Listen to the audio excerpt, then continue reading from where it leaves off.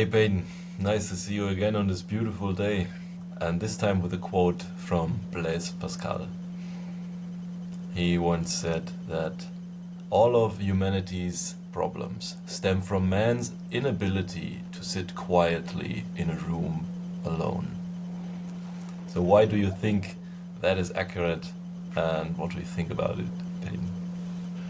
Great to be back. What a important topic, and this is a he's pointing at kind of a collective baseline level of insanity that pretty much all of us have most of the time as we're walking about in our day-to-day lives. And that's the fact that look around, pay attention to your own life, pay attention to your own experience, and you'll realize that almost everybody is walking around talking to themselves in their head almost all the time. And when this happens, and it especially becomes pronounced for people when they're in solitude, and if you try to sit alone for 30 minutes in just do nothing, then most people will drive themselves absolutely crazy, and they cannot tolerate this. It's a painful experience, and it's because the voice in our head, when we talk and talk and talk and talk and talk to ourselves, if we don't have an awareness of what is going on, if we don't have a deeper baseline or a grounding within there, which most of us do lose touch with most of the time, some of us are never in touch with, then there's just this voice in here. And it's this game of telephone going over and over and over in rumination. And these thoughts become more and more distorted. And ultimately, in my experience and in many people's experience, when this game of telephone goes on for too long, these thoughts can become quite poisonous and even painful. The feeling of self-contraction, the feeling of self-judgment, the feeling of anger, the feeling of shame, the feeling of frustration, the feeling of rumination, the feeling of wanting to burst out, the feeling of just wanting this voice, these thoughts to be quiet so I can have some peace. These are familiar to all of us. And it's so common that it's almost unspoken of most of the time by most people. But it is true that if you look at a schizophrenic person walking around talking to themselves out loud, you recognize that that's not that functional. But yet as soon as we learn to internalize this language and we know better than to allow it to escape our lips out loud, all of a sudden that is just a normal human in the normal human condition, which is obviously representative of incredible baseline neuroticism that is readily apparent in most people that you interact with on a daily basis, and certainly readily apparent when you look at the collective delusion that plagues our species and has so many manifestations, but ultimately starts within the ears of the masses of people acting it out in various confused ways, us obviously included. How do you think about this inability to sit by oneself in a room and the ways that it manifests and what we might want to do about it? Well, the ways that it manifests is obvious. Whenever I try to sit quietly, I instantly get carried away. And that's the training, actually. That's the training of meditation. If you try to come back to the moment again and recognize whenever you get lost in your thoughts again. And that helps you determine the moments when you get lost in your own stories. And therefore also gives you back the power to determine whether you want to listen or follow your own story in your head. Whether you want to follow this trigger that triggered some dispute or some hatred against a system or certain kinds of people, whatever. This is the training which is highly effective in not overreacting. And I believe Pascal meant that as well, the inability to sit alone in a room, quiet by oneself. If you have the ability, you have peace. And peace is like a prerequisite for a good interaction with other people. If you have peace within yourself, other people will smell your vibe, will interact with you totally different than when you are agitated or stressed out to the max. It is obvious that if you are kind towards each other, and the basis for being kind towards each other is being kind towards yourself. It's being in a peaceful state of being. And if you are kind, you raise so much less resistance when interacting with others, maybe to gain or some win or to reach a goal, even if you interact only with waitresses and waiters. And yeah, this is being peaceful with yourself. Another point I believe leads to that is if you overreact, then you tend to act in a way which does more harm than good. If you're stressed out about a conversation with a friend, and then you like follow the story within your own head without pausing and reflecting, without drowning the noise to gain a little bit of the signal, then yeah, the likelihood that the outcomes of the next conversation becoming bad will be much higher if you just follow the disputes within your head, like the condition you described our species with. And yeah, how do you think we can treat ourselves in that condition? It's a wonderful question. I think back to there's a traditionally Buddhist framing that talks about thought as the sixth sense, which is kind of a different way to conceive thought than the sort of common sense view in Western culture. A lot of us go around implicitly, not that we say this out loud, it sort of goes without saying in terms of our framing of our own experience, implicitly identifying with thought, implicitly thinking that this voice, this guy, this chattering in my head, this stream of language of one word in front of another, this is my voice in there. This is me that's speaking to myself in my head.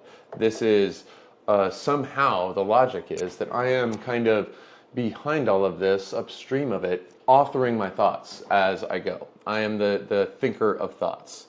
And this is a root, or this is a core delusion that takes some time and actual direct experience and paying closer and closer attention to the nature of our experience to dispel.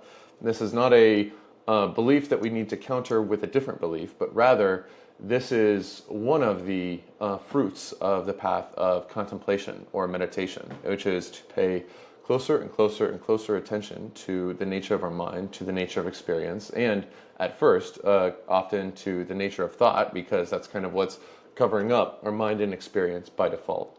And recognizing over time, slowly, and at first quite subtly in glimpses, that, wait a minute, I'm not actually upstream of these thoughts. I'm actually witnessing these thoughts. And so these thoughts are appearing just like a sound, or if they're visual thoughts, then just like an image.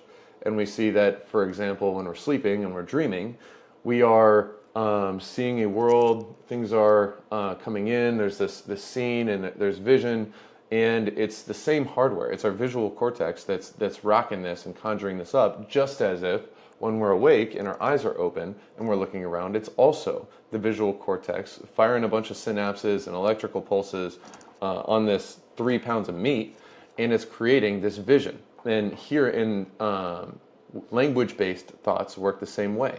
These things appear, the neurons fire, and ultimately we witness our thoughts in the same moment that they are created.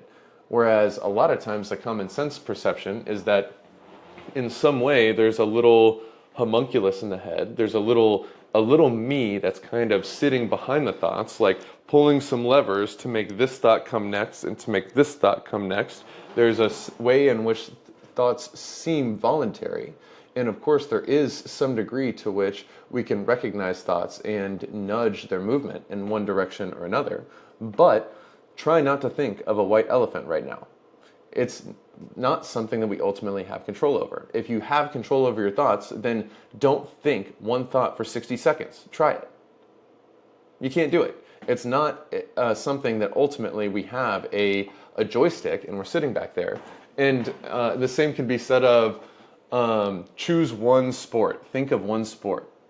And then if you think of a sport, maybe you thought of baseball, or maybe you thought of, well, you probably thought of soccer or or skiing or something European. But Yeah, soccer. I called it. It makes sense that you didn't think of baseball. But ultimately, like, we aren't in a room looking at all the possible sports. We didn't see rugby and luge and football and water polo and basketball and golf, and we didn't survey a filing cabinet of all the sports that we know before one sport came to our head. I just thought of baseball first. You just thought of soccer first. We can't ultimately account for how these thoughts arise. And the more and more we pay attention, we recognize that thoughts actually emerge in a way that is very similar in nature to how a sound emerges. It pops up, and we are aware of it in the moment of its arising. And ultimately, we cannot stop a sound from occurring. We can't stop ourselves from hearing a sound. And thoughts also just emerge. They are kind of like a sense. And recognizing that they're like a sense, recognizing how they pop up, paying closer and closer attention to the subtle nature of the arising of these visual or auditory phenomenon within our minds, we can see that, oh, I'm not actually the author of my thoughts. This thought does not define who I am. I don't have to believe everything that crosses my mind. I don't have to take everything completely seriously that crosses my mind. I actually can pay attention and recognize more and more over time that sometimes the things that go on in here are kind of diluted.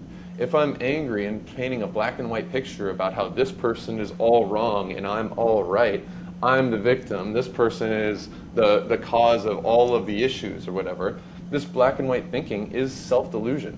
And ultimately, if we take these thoughts too seriously, if we identify with them, if we believe that we are the little thinker in here that's standing behind thoughts, authoring every single one that goes by, and that's really who I am, then we are kind of walking around the world in a way with a baseline set of implicit beliefs in our life, with an operating system that leads to delusion, that leads to suffering, that leads to fragility, and that ultimately is bound up by the logic of the ego, the logic of the ego that wants to look externally to find satisfaction, the logic of the ego that wants to hold things in place, the logic of the ego that wants to see things in black and white, that wants to protect itself, that wants to be respected, that cares what others think about it.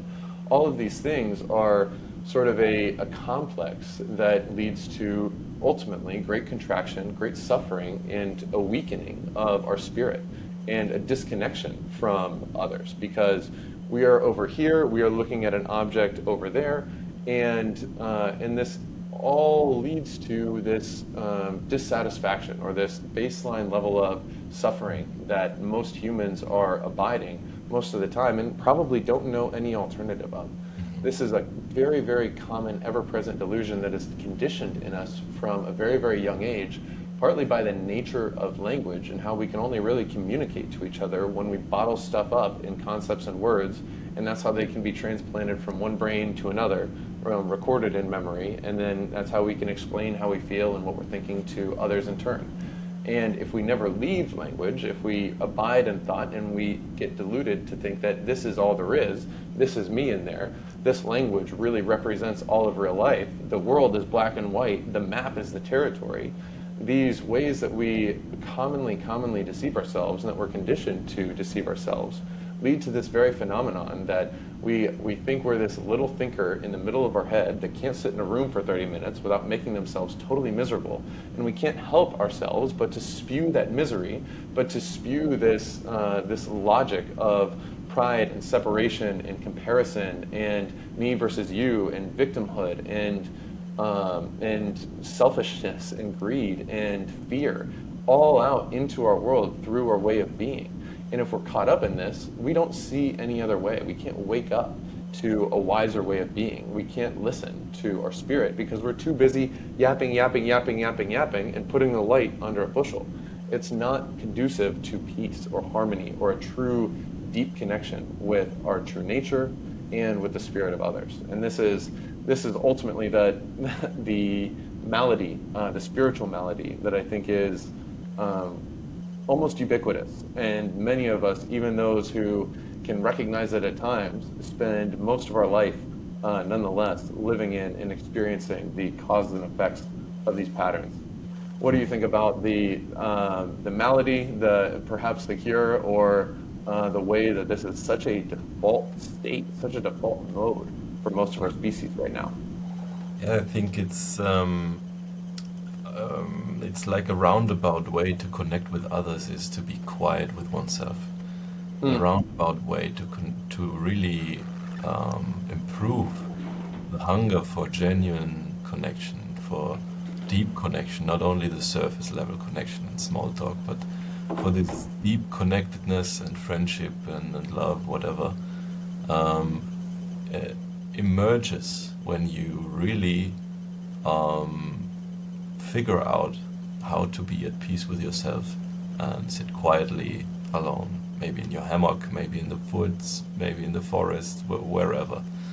Um, it's also some kind of sensory deprivation or deprivation of triggering elements which trigger other looping thoughts, maybe.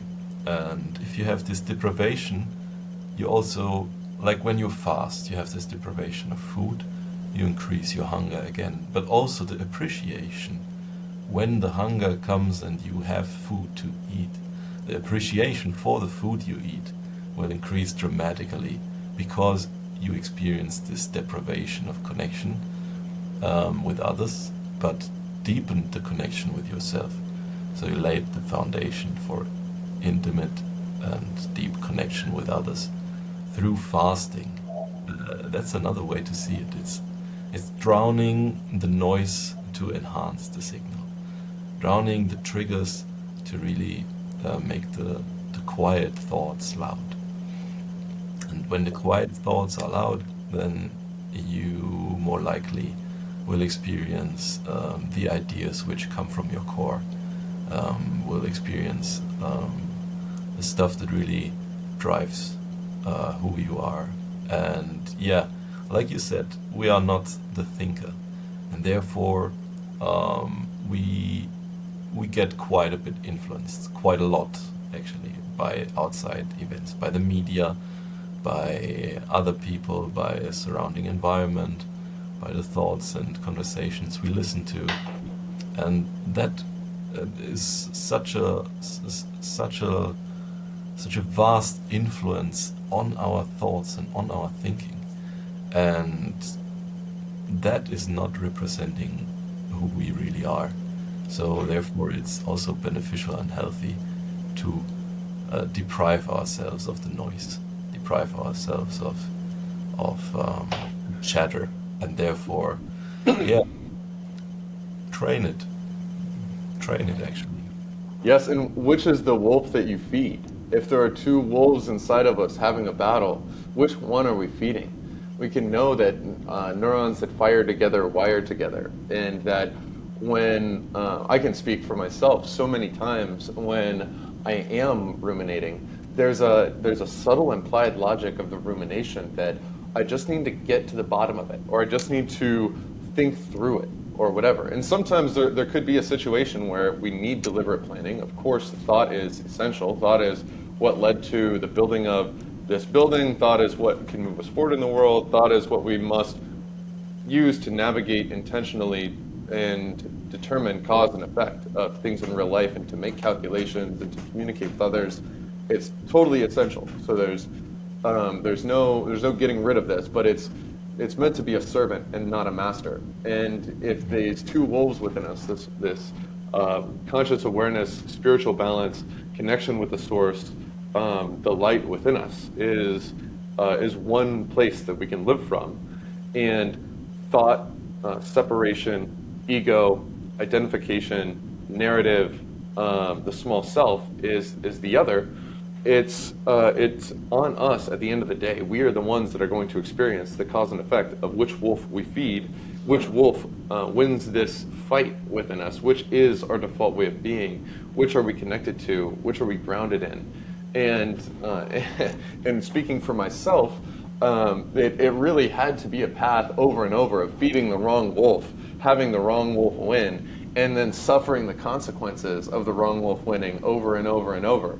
And then finally saying that, fine, I'll see what happens when I feed this other wolf. I'll try this. I'll think about this. I'll open my mind to this. It was just once I was absolutely brought to my knees and I was tapping out, like, get me the hell out of here, that I finally opened myself up to trying a different way of being. And even once I did, I came back to feeding the wrong wolf many, many times. This was temptation.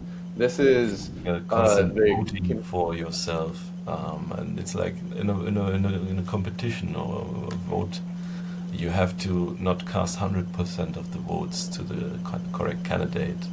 Whatever 51% are enough to really become elected. And similarly, you can apply that to feeding the wolves. You only have to make sure, not only, but you have to really make sure that the wolf of deep connection or genuine connection with the source gets fed. Like the white wolf, for example. You feed him more than the black wolf, and then he will prevail against the black wolf in the fights that are like perpetually being conducted. Yes, and these wolves speak different languages too, and so you cannot just weigh this wolf's argument versus this wolf's argument by the logic of their arguments, but rather the thought and the way of being that is centered in thinking, in narrative, in language. It makes a good case, and the alternate case doesn't show up in language. It shows up in our intuition. It shows up in our body. It shows up in our presence. It shows up in our awareness. And it's only in paying attention to reality. It's only in waking up and seeing through the narrative and looking at the real cause and effect. How do I feel? How does my body feel? What are my actions? What am I capable of? What is my energy? This is the only way that we can actually see that, oh man, I want to feed that wolf, not that wolf that makes a really strong argument. And this, the arguments for me, and it's everybody's kind of got their own, of course, and some of them are more compelling than others at various points, and they tend to use the various circumstances that we find ourselves in. I find myself the things that tempt me the most and the most reliably are this logic that you should be thinking, that it's the most productive thing for you to do right now at 8 p.m. when you're sitting in the sauna is to ruminate about the conversation that you're going to have tomorrow. You better get to the bottom of it. You better anticipate the argument. You better anticipate the risks and think up of the opportunities. And this is the productive thing that you should be doing with your time. You can move forward on ideas and figure things out even while you're doing other things. And this is, for whatever reason, I fall for this all the time. I'm a sucker for this argument. Yeah, me And too. yes, and and it feels on some level, quote, productive. And it's something that we are kind of conditioned from a very young age to be moving in a productive way. And these traits of conscientiousness can serve us in certain aspects, but they also can be used against us as means of self-deception. And this is the self-deception that we can fall into so much. And once again, it's a vicious cycle that reinforces itself, as opposed to the antidote, which is recognition of our true nature. Recognition that we are not the thinker, we are not the identity, we are not the narrative, we are not the story. It is embodiment. It is listening to the wisdom within our body. It is feeling our heart and living from our heart and feeling the energy within our heart. Where do we really feel called? It is listening rather than just yapping. And it is ultimately this loving awareness or this consciousness dropping back into our true nature before thoughts arise, between the thoughts. Recognizing that if I say in my head, blah, and then there's a pause, blah, pause, blah, in the spaces between the thoughts, I'm still there. I have not gone anywhere when I'm in between thoughts. And so clearly I'm not just this stream of thoughts. I'm not just this voice in my head. This voice in my head arises like all other senses, like all other phenomena, and it passes away and it never changes. I don't have to get wrapped up and attached to it being a certain way. I can't ultimately control it. And also, I can't ultimately prevent it. Thoughts are going to continue to arise, including deluded thoughts, including distorted thoughts, including thoughts of the ego, blah, blah, blah. And actually fighting against it is not a successful tactic. It's more of accepting it, recognizing it for what it is, working with it, and then coming back to the deeper wisdom that we all possess, that is always already available to us in the very nature of our being, which is our consciousness or awareness or the light that is within us. So this Water, is my how I friend. view the antidote. Yes. What do you view as the antidote to this baseline condition that we find ourselves in? It's like the fighter said, "Be water, my friend." Who was it Yes. again? It was I forget. yeah. It's you don't resist the thoughts which are coming into your head, even if they are like thoughts that should trigger you. So this is also another idea, increasing through this training of sitting still and then seeking stillness or peace in nature and peace with yourself. You can increase your negative capability, your capability of taking in shit and don't reacting to it. Your capability of not overreacting if something happens, so that through your reaction you don't make it worse. And is a very important kind of skill set to develop and to really try to increase your inner space, so that when anything comes that may trigger you, like a thought which comes to your head and says, "Oh, this is shit," "Oh, and this situation should be different," and so on. If you have this inner space, you won't react to it, but you are like water. You just will flow around it. You accept it, that it's there. Yeah, you will change your way of thinking about it, around it, but you will circumnavigate over the obstacle, so that the obstacle becomes the way. You just will let it flow through you, and you recognize the impermanence of the thoughts. That's the nature of the thoughts. They will arise and they will flow away again, like leaves you put on a little stream. They will flow away again.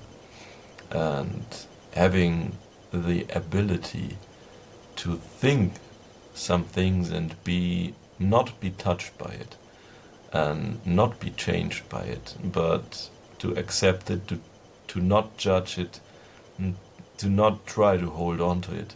And that, in my opinion, is a pathway to peace within yourself.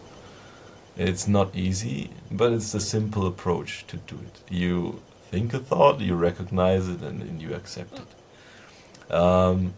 Oftentimes I get lost in the thoughts then.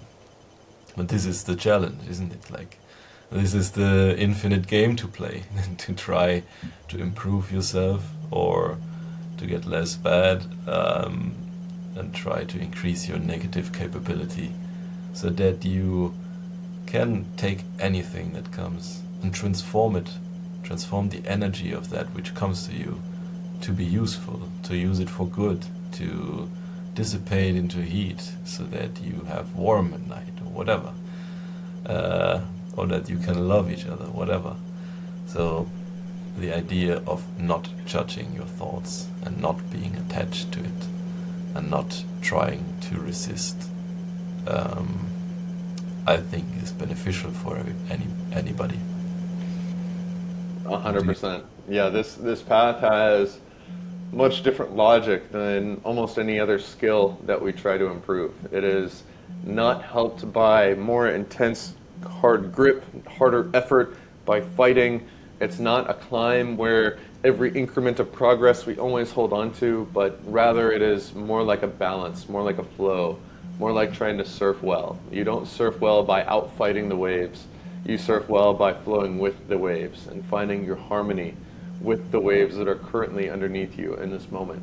Not projecting a different situation, not trying to force a different situation, not trying to claim that because I was on a wave last week, I am still on a wave if I am in the water or whatever. This is a dance that we is an infinite game, like you say. This is something that always we are on, and ultimately this surfing, the way that we can keep our balance or find our way back to our balance when we inevitably lose it.